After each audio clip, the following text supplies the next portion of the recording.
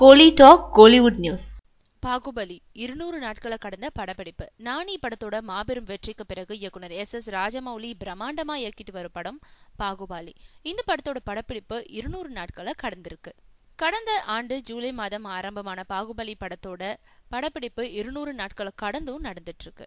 பிரபாஸ், ராணா டகுபதி, அனுஷ்கா, தமன்னா, ரம்யா கிருஷ்ணன், நாசர் மற்றும் பலர் நடிக்கிறாங்க.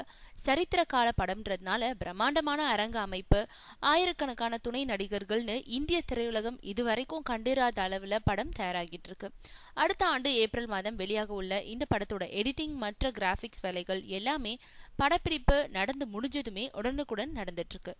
இந்த படம் வெளிவந்த அப்புறம் தெலுங்கு திரையுலகத்தோட இமேஜ் உலக அளவுல அதிகமா உயரும்னு தெலுங்கு திரைப்பட துறையினர் தெரிவிக்கிறாங்க.